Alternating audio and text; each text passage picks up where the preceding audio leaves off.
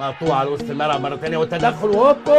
يا نهار ابيض، يا نهار ابيض يا قفشه، يا نهار ابيض يا قفشه، يا نهار ابيض. اطلع من هدومك يا ابني، اطلع من كل هدومك يا قفشه.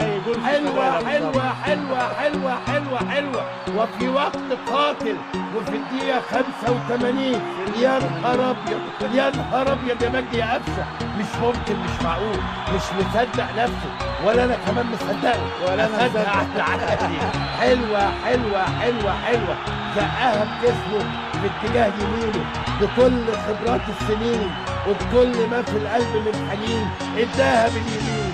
يا عيني على الجمال والحلاوه، يا عيني على الجمال والحلاوه.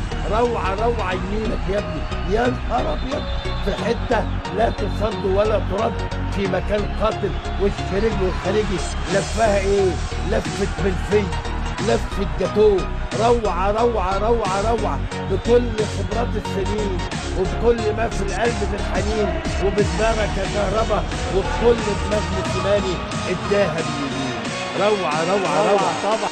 في الملعب كل كوره تبقى علي ولا علي، ويطلق الحكم الدولي الجزائري مصطفى غربال صفارة نهاية الشوط الثاني والمباراة. قطاع الكرة في النادي الأهلي مليون مبروك، ولازم نقول العالم للأندية ممثلا لمصرنا الجميلة بعد غياب 7 سنوات.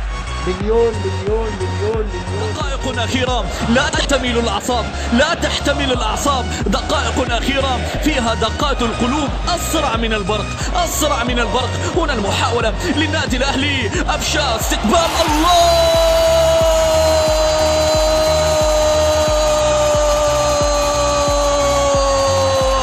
ما هذا يا أهلي، ما هذا يا أفشا.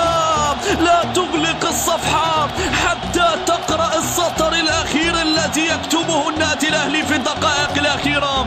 هؤلاء رجال الدقائق الأخيرة، رجال البطولة. البطولة ذهبت لأبطالها، لرجالها، لرجال الدقائق الأخيرة. الله، إرادة، إصرار، عزيمة. إنها روح النادي الأهلي، إنها روح النادي الأهلي. فعندما نقول أنه ليس مجرد نادي كرة قدم، نعم ليس مجرد نادي كرة قدم. ابقى يا مامكن شاط الكرة جول.